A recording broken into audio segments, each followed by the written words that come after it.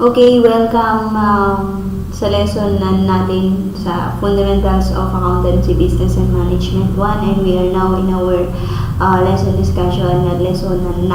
Ayan, ang topic natin for this lesson na to is the accounting, the cycle of accounting. Okay, our objectives for this lesson is number 1, describe the nature of business transaction and give example. Number 2, identify the different types of source and accountable documents that form part in a business transaction. And number 3, explain the rules of debit and credit and apply this in the recording of business transaction. And lastly, we have discussed, we are going to discuss the accounting process and apply this to simple business transaction. So before we start, please have your modules with you and go along with our discussion. Okay, so if you have any queries regarding the past lessons that we have, mag-message na kayo sa akin. Please do not hesitate to message me on Messenger, or kung hindi nyo talaga maintindihan, punta lang kayo dito sa school during Thursdays and Fridays until Friday morning. Okay, we will not hindi kami available sa Friday afternoon kasi. Okay, so available kami pag Thursday and Friday morning. Okay, we can teach you the lesson. Okay, pag hindi nyo pa rin naintindihan. Okay, Ano ba yung business transaction na yan? So, business transaction, it refers to the activities and events that affect the financial position of the business. So, it refers to the day-to-day activities and events of the business that affect the financial position of the business. So, these transactions have monetary values which are recorded in the books of accounts and summarized in financial reports. So, ito yung mga transactions involving monetary values. Ayan, pag naglabas ka ng pera, nag-out ka ng pera, may cash in dyan, cash out dyan, kailangan mo siyang i-record. So, yun yung mga transactions of the business na it involves monetary value. Okay? So, what are the characteristics of a business transaction? So, a business transaction must have the following characteristics. Number 1 is it must have financial value. So, ito na yung sinasabi natin kanina, that it must have a monetary value. May perang involved dyan. It must be supported by a source document. So, ano ba yung source documents na sinasabi natin? Ito yung mga sales invoice mo pag nakabenta ka, official receipt, pag nagre-release ka ng mga OR official receipt, cash or journal vouchers. So, number 3, it must have effect in the accounting equation. So, ano ba yung sinabi natin sa accounting equation? Asset is equal to liabilities plus capital, di ba? So, meron dyan dapat yung transaction mo, may epekto dun sa asset, and meron ding epekto dun sa either liabilities or capital. Okay, so those are your characteristics of business transactions. Now, let's go to the nature of business transaction. Ano ba yung nature niya? Number 1, an exchange of assets or services for another form of assets or services. So, yun yung pag-aralan natin sa lesson 8 natin, na pwede siyang ipalit doon in another form of asset, di ba? Pwede mo siyang ibayad in another form of utang mo. So, pwedeng cash to supplies, pwedeng ano pa ba? Ayan, pwedeng cash to equipment. Ayan, so yun yung an exchange of assets or services for another form of assets or services. Ayan. Number 2, a promise to pay obligation between a business and one or more external parties to a business. So, sabi dito, sabi ko nga kanina, pwede mo siyang ibayad doon sa utang mo din. Number 3, a measurable internal events such as the use of assets in operations. Only an economic events resulting from past transactions are recorded on the books of accounts. So, yun yung nature of business transactions. So, these are some types of source documents. So, ano ba yung mga source documents yung sinasabi natin? Like yung sales invoice mo, official receipt, ayan, yung mga voucher mo, ayan. As basis for recording of payments, yung pag nagre-record ka ng bayad nila, ayan, yung gagamitin mo is supplier's invoice and delivery receipt. So, these are documents submitted by the supplier for acknowledgement of the company as proof of delivery of goods or services. So, kapag binigyan ka ng delivery receipt, nag-issue ka, or kung nag-issue ka na ng delivery receipt, ayan, para kapag may nag-deliver sa iyo ng goods or services, diniliveran ka ng suppliers mo, ayan, i-issuehan ka ng delivery receipt or supplier's invoice. Okay? Supplier's debit and credit memo, ayan, as basis for adjustment like discounts or additional charges, change in prices. So, kapag debit memo yan, ayan, to be charged by the organization to an employee,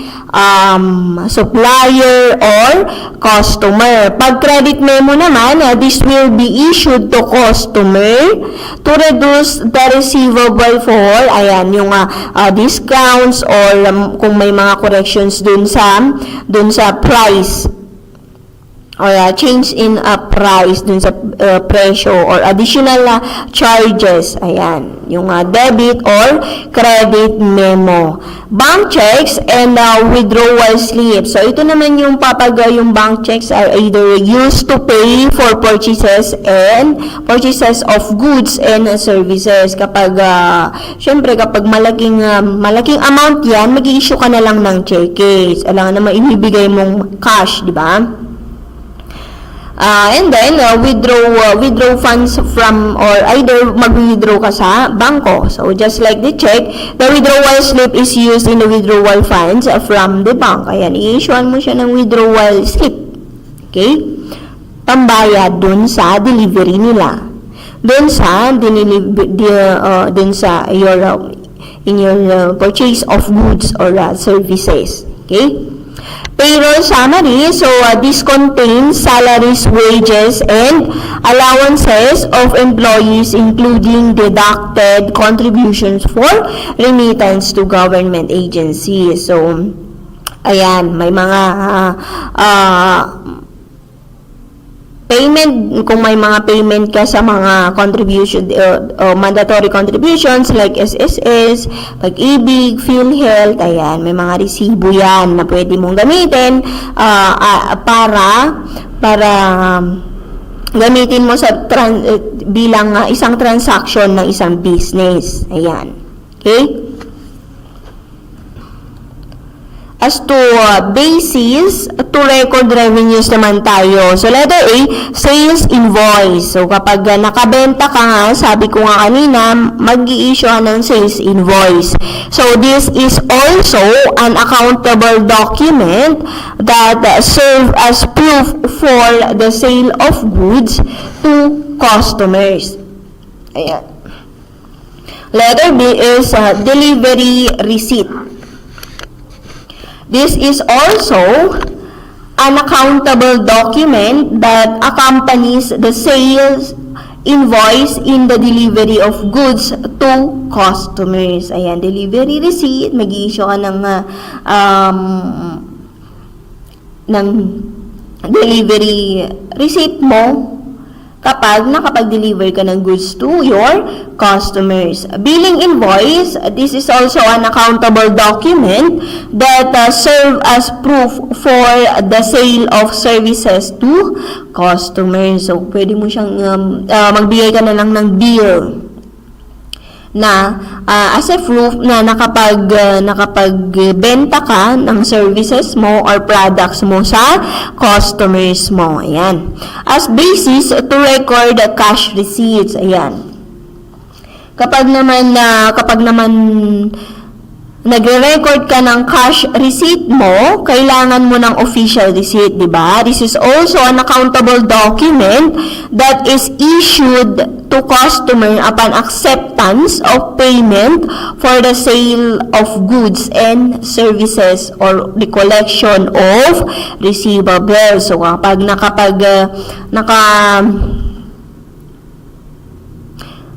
nakasingil ka ng pautang mo, bibigyan mo siya ng official receipt. Okay? Kapag nakabenta ka, bibigyan mo siya ng official receipt. Like for example, pag dito sa school, di ba, mag-i-issue kami ng, pag nagbayad kayo ng payment nyo ng tuition or miscellaneous, mag-i-issue kami ng official receipt sa inyo, di ba? Or resibo. Okay? Deposit slip. These documents serve as proof for the deposit of cash to the bank. Ayan. Nagdeposito ka. So, may deposit slip ka. May proof ka na nagdeposit ka ng cash sa bangko. Diba? Nakakita naman tayo, all of us siguro, nakakita naman na tayo ng deposit slip, ng sample ng deposit slip. Okay? Customer's debit or credit memo as basis for adjustment of sales like discounts, change in price. Ayan. Kapag may discount ka, nagbili ka ng discount or napalitan yung presyo, pwede yan. Ayan. As basis for adjustment and reconciliation. So, kailangan natin dito ng bank statement. So, this is a source for items reflected by the bank and not recorded in the organization's books. Ayan. Kapag kailangan mo ng bank statement kasi may mga items ka na hindi na reflected by the bank pero hindi na i-record dun sa book of accounts mo or book of accounts ng isang business. Statement of accounts, these documents may be coming from a supplier or customer reflecting its records for reconciliation with the organization's own or records. Ayan. Yung mga statement of accounts mo. So, ito yung mga document na galing sa supplier or customer that it records reconciliation with the organization's own records. Okay?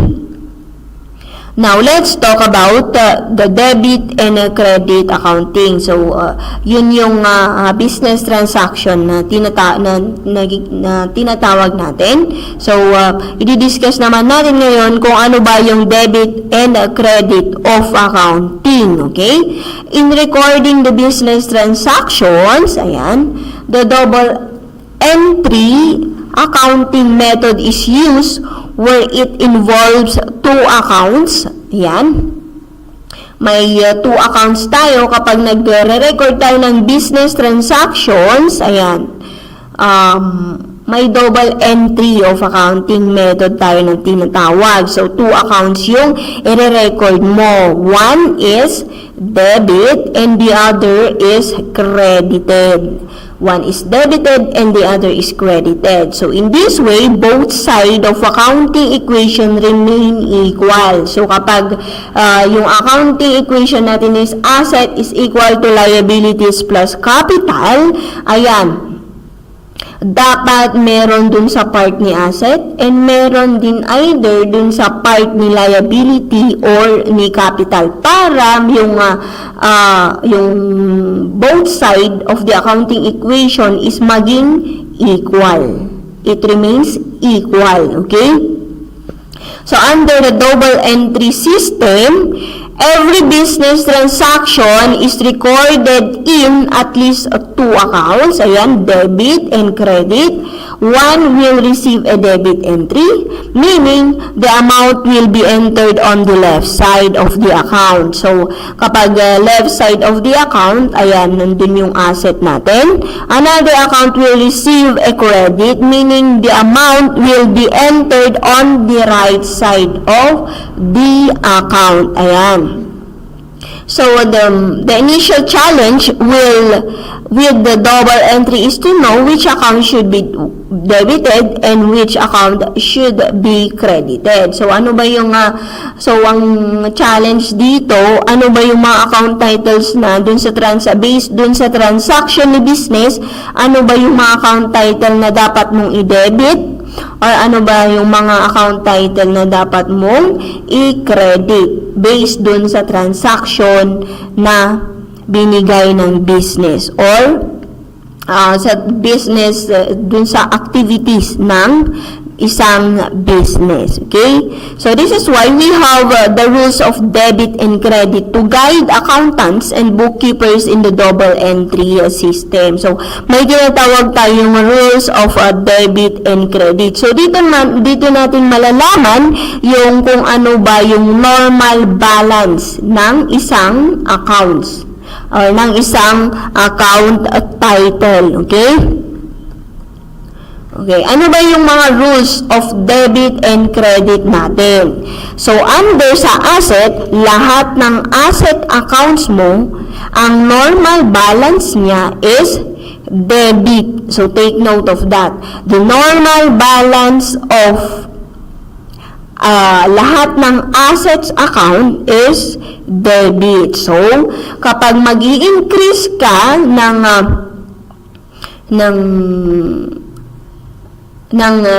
dun sa transaction, kapag nag-increase yung debit side, and ayan, an increase is recorded on the debit side, and a decrease is recorded on the credit side of all asset accounts. Kapag yung asset mo, normal balance niya is debit. So, kapag debit yan, normal ang dapat na i-record mo, mag-i-increase ka doon. So, an increase is recorded on the debit side. Kapag magdi-decrease ka naman, i-record mo doon sa credit side of all asset accounts. Okay? So, ang memorize lang natin, pag normal balance, ang normal balance ni asset is debit. So, dito ako mag-i-increase. Ayan. Kapag magdi-decrease ako, doon ako sa account ni credit. Okay? Yun yung memorize nyo lang para maintindihan ninyo kung ano ba yung rules of debit and credit for asset account. Okay? Pag liability naman, ang normal balance ni liability, di ba, dun sa credit. So, kapag mag-i-increase ka, dun ka sa credit. Kapag mag-decrease ka ng amount ng liability, dun ka sa debit. Kasi, ang normal balance ni liability account is credit, di ba? So, lahat ng liability accounts or account titles under liability, kapag nag-increase ka, ilagay mo siya sa debit. Kapag nag-decrease ka, ilagay mo siya sa debit. Okay? Ayan. Sa capital naman, capital or equity accounts. So, ang normal balance din nila is credit. Ayan. Kapag mag-i-increase ka ng record mo, doon ka sa credit side. And kapag mag-decrease ka ng capital mo, doon mo siya doon sa debit side of all equity accounts. Okay? And then, kapag drawing account naman yan, normal balance kasi ng drawing account is debit. So, kapag mag-i-increase ka, dun sa debit side. Kapag mag-decrease ka naman, dun sa credit side of all asset accounts. Ano ba yung mga drawing accounts? Ito yung mga personal drawings of the owner. Yan, yung mga personal withdrawals of the owner. Okay? So, i-memorize nyo lang yan. So, kapag asset account, ang normal balance niya is debit and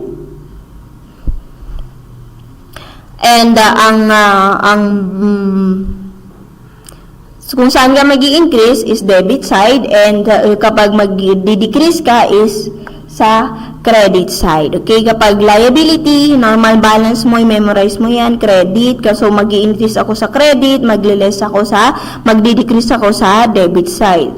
Ang normal balance naman ni capital, ang normal balance niya is credit, so mag-i-increase ako sa credit, and then magdi-decrease ako sa debit side. So, ang normal balance naman ni drawing account, so ito yun, debit, ayan, mag-i-increase ka sa debit, and then magdi-decrease ka sa credit. Okay?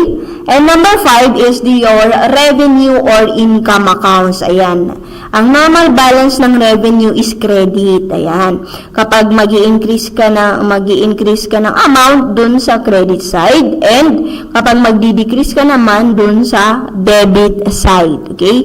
Pag expense naman, normal balance is debit, and then kapag mag-i-increase ka sa debit side, and then kapag magdi-decrease ka naman sa credit side of all expense accounts. So, may tinatawag naman tayong contra accounts. Kaya, opposite to the normal balance. Ang normal balance niya, opposite to the normal account. Ayan. Ang example natin dito is your accounts receivable. Ayan. Accounts receivable is an asset account that normally has a debit balance. Yan. The allowance for uncollectible accounts is a contra account to the accounts receivable, and normally has a credit opposite balance. Ayan. Pag diba, ang normal balance ng accounts receivable, sabi natin kanina, accounts receivable is under asset account, diba? Pag ang normal balance niya is debit, ayan, kapag may mga uncollectible accounts tayo, that is considered a contra account, magiging credit yung normal balance niya. Okay? If the normal balance of the contra account is debit, the increase will be recorded on the debit side, and the decrease will be recorded on the credit side. Ayan. If the normal balance of the contra account is credit naman, the increase is recorded on the credit side, and the decrease is recorded on the debit side. So those are the rules of debit and credit. So i-memorize nilang yung mga normal balance nila. Basta normal balance nila, kung na-memorize nyo debit, dun kayo mag-i-increase. And then, sa credit na kayo mag-decrease. Memorize those normal balance. Kasi kakailanganin nyo yan kapag gagawa na tayo ng journal entry. Or general journal. Okay? Ayan. The debit and credit can be associated in simple terms as, ayan, kapag value received for debit, o yung value na na-receive ko is magiging debit yan. Yung value na binigay ko is for your credit or value parted with. Para mas maintindihan natin, let's do this transaction of the business, which is an internet business. So, the debit and credit. So, isa-isip natin na kapag value received, ito yung na-receive mo, ide-debit mo siya. Kapag value parted with, ito yung binigay mo kapalit ng na-receive mo, i-credit mo siya. Okay? Ayan, basahin natin yung transaction. Number 1, the owner invested cash to an internet business. Ayan. Tingnan natin dito sa number 1. Sabi dito, the owner, nag-invest daw si owner ng cash to an internet business. So, ano yung na-receive ni business? Value received. Siyempre, naka-receive siya ng money. Ayan, ano yung value parted with niya? Ayan, babayaran ni owner. Siyempre, nag-invest si owner dun sa business. Okay? Ano yung na-receive niya? Pera. Na-receive ni business, pera. Ano yung value pa? Ayun, ano yung kapalit nun? Ano yung ibibigay mo? Payable to the owner. Babayaran ni owner. Okay? And then, dito sa number 2 transaction, the business purchase internet equipment in cash. So, si business daw, naka-purchase ng internet equipment pero kinash niya. Nagbayad siya ng cash. Ano yung na-receive niya? Internet equipment. Ano yung binigay niya? Money, pera, di ba?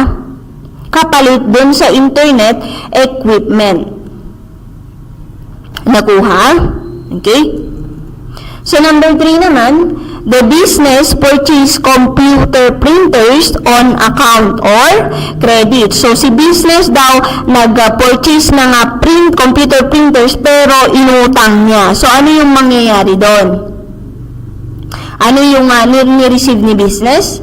Computer printers. Ano yung value binigay niya? Payable to supplier. So, mag-i-issue siya ng mag-i-issue si supplier ng bill na babayaran ni business. Ayan, payable to supplier. May utang siya. Ayan, may utang yung business. Kapalit dun sa computer printer na na-receive niya. Number 4, the business purchase supplies in cash. So, si business naka-purchase ng supplies na binayaran niya ng cash. So, ano yung na-receive ni business? It is the supplies. Tama? Ano yung binigay niya? Ano yung binigay niya kapalit doon? Pera, di ba? Money. Okay? Number 5, the business collected cash from the internet gamers and users. So, si business daw nakakolect ng cash sa mga users or internet gamers. So, ano yung na-receive ni business? Ayan, money. Ano yung binigay niya kapalit dun sa na-receive niyang pera? Service fee from gamers. Ayan. It is a service. Binagbigay ka ng service, nag-perform ka ng service, kapalit nun, na-receive mo ang pera. Okay? Number 6, the business paid salaries to employees. So, si business daw na kapag nagbayad ng salary sa kanyang mga empleyado. So, ano yung na-receive ni business kapalit dun sa pagbabayad ng salary sa kanyang empleyado? Ayan. Employed, na-receive niya employees services. Ayan. Ano yung kapalit niya? Yung binigay niya is, syempre, money. Diba? Okay. Number 7. The business paid telephone expenses. Ayan, nagbayad si business ng telephone expenses. Therefore, nagbigay siya ng money. Ano naman yung kapalit nung pera na binigay niya? So, it is your telephone bills. Siyempre, nagamit na nila yung telephone na bill, yung telephone na, ayan, yung services from the telephones, ayan, magbabayad na siya, di ba? Okay? Number 8, the business paid electricity bills. So, nagbayad na naman si business ng electricity bills. So, ano yung binigay niya? Money na naman, di ba? Ano yung na-receive niya? Kapalit nun, your electricity bills. Okay?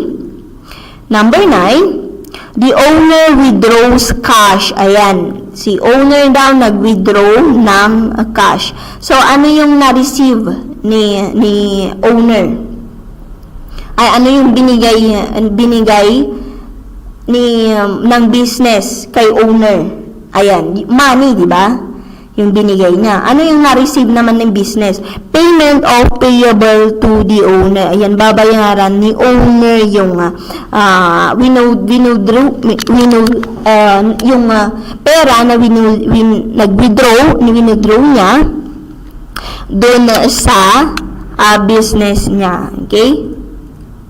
The business paid the payable incurred in the purchase of computer printer. So, yung business daw, nagbayad ng kanyang utang sa kanyang computer printer. Ayan, ano yung binigay ni business? It is the money. Ano yung kapalit nun? Payment of payable to supplier. So, nabawasan yung utang niya. Okay? Okay, let's use the above transaction on debit and credit using the chart of accounts for service company. So, gagamitin natin yung charts of accounts na diniscuss natin in our previous discussion, in our previous discussions. I think that is lesson 7. Ayan, charts of account. Ayan, sa transaction number 1 kasi, ayan, yung value received, anong tawag doon sa pera na yon. So, that is cash. And kapag i-credit mo yon, ayan, mapupunta yan sa capital ni owner. Okay? Doon naman sa number 2, ano yung na-receive mo? It is the office equipment, di ba? Office equipment na magagamit mo dun sa business.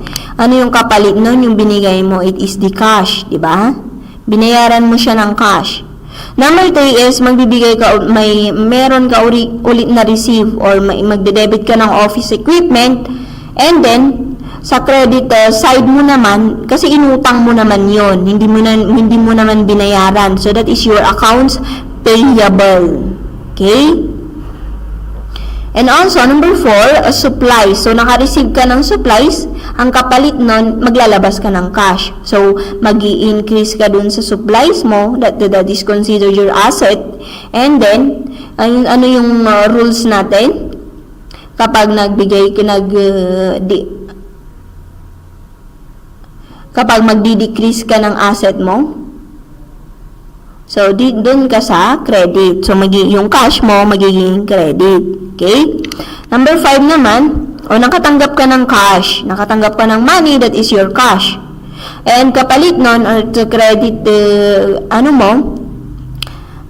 credit side mo is your service. Ang tawag doon is your service revenue. Ayan. Number 6 is salaries, wages, and benefits. So, nagbayad ka ng salaries mo. So, ang debit mo dyan, salaries, wages, and benefits, and then, naglabas ka ng cash mo, nabawasan yung cash mo, magiging credit na yan, okay? Kapag communication expense naman, ayan, nagbayad ka ng communication expense, and then, naglabas ka ng cash mo, binayaran mo siya ng cash, so that is under your credit. Kasi sabi nga natin sa rules of credit and debit, dun sa asset accounts natin, ang normal balance mo kapag mag-decrease ka, so dun sa debit, kapag mag-decrease ka dun sa credit. Ang cash is an example of an asset accounts, di ba? Okay, number 8, light and water ang tawag doon. So, kapag nagbayad ka ng electricity bills mo, light and water ang accounting, ang account title nun. And since nagbawas ka naman ng asset mo in a form of cash, magiging credit siya. Tama? And then, number 9 is your drawings. Ayan, naglabas ka na naman ng cash mo, magiging credit na naman siya. And then, your debit mo is drawing account or owner's drawing. Okay? And then, number 10, yung accounts payable mo. And then, nagbayad ka ng utang mo, syempre, mababawasan yung cash mo, magiging credit siya. And then, your debit is your accounts payable. Diba? Sabi nga natin, dun sa liability account, kapag mag-increase ka ng utang mo, dun ilagay mo siya sa credit. Kapag nag-decrease ka na ng utang mo, ilagay mo siya sa debit. O, dito na nangyari. Number 10, nilagay na natin yung accounts payable dun sa debit kasi nag-decrease ka na ng utang mo. And then, kapag nag-decrease ka naman ng cash mo, ilalagay mo siya sa credit. Ayan.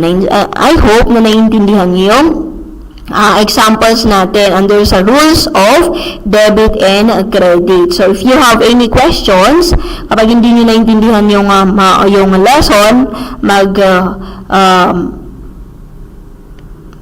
mag-message lang kayo sa akin, okay?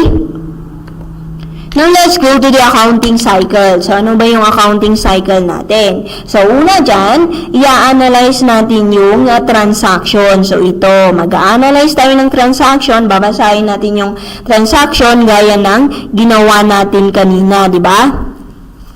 And then, i-journalize natin yan. So, papag-aralan natin yan sa susunod. Journalize the data. So, saan mo ba ilalagay? Debit ba or credit ba? Ano ba yung transaction na to? Ano ba yung mga account titles na do? Ano ba yung amount na involved dito? Diba? And then, ipopost mo sa data. Ayan. Gagawa tayo ng general ledger, and then gagawa tayo ng let's prepare worksheet, and gagawa tayo ng magpre-prepare tayo ng financial statements, and then kung may mga adjusting entries tayo, gawa natin magre-record tayo ng adjusting entries. And also, i-close na natin yung adjusting entries, and then magpe-prepare ulit tayo ng post-closing trial balance. Okay? And then kapag natapos na natin yung trial balance, ayan, i-interpret na natin yung financial information. Sabi nga natin kanina, walang silbi yung financial statement mo or financial information mo kung hindi mo siya na-interpret.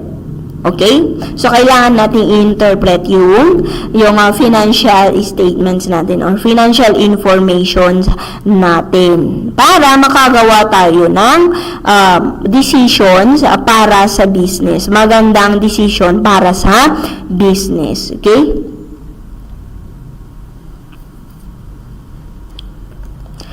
Okay, that ends our discussion. So, ang next na itatakal natin or topic natin is about the books of accounting. Okay? Ano ba yung mga books of accounting? So, papag-aralan natin ang general journal and general ledger.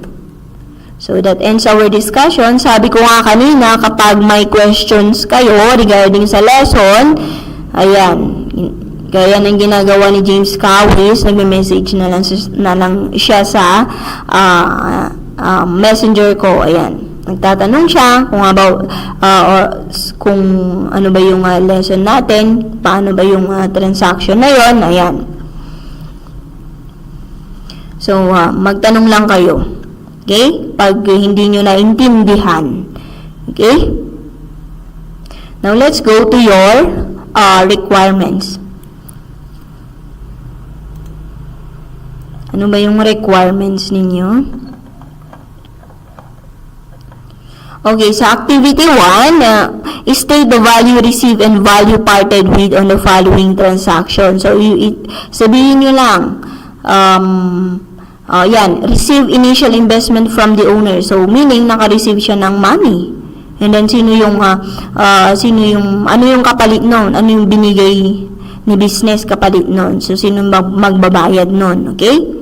Ayan, purchase, supplies, and credit. So, madali lang yan. So, nag-purchase ka, ano yung na-receive mo? So, on credit, ano ba yung ilalagay mo dyan? Okay? So, gaya dun sa example natin sa lesson natin. Okay, instruction, using the answer sheet below, write the accounts and amounts to be debited and credited. So, ano ba yung i-debit mo, ano ba yung account title, and then yung amount. Okay? Gawin natin yung number 1. So, si Baa opened a computer repair shop by investing 200,000 to the business. Ayan. Ano ba yung i-debit mo? Nag-invest siya ng business. So, nakatanggap yung business ng 200,000. So, ang tawag doon is cash. Ayan, yung account mo, ilalagay mo yan cash, and then amount 200,000, and then, ano pa ba yung transaction na na-affect, account title na gagamitin mo? Siyempre, naka-receive din yung capital mo, di ba? Ano nilalagay mo dito? 200,000. Okay? So, yun yung activity number 2 ninyo. And then, sa activity number 3, using the answer sheet below, write the accounts and amount. Ayan, parehas din yan. Parehas lang pala. Okay? So, Kung may question kayo dito sa requirements niyo, mag-PM lang kayo sa akin, okay? Or mag-message kayo sa GC natin, okay? So that ends our discussion. I hope that this video lecture enlighten more your mind na naintindihan itong lesson 9 natin, okay? So, be safe. Keep safe always. Ayan. Bye-bye. Have a good day.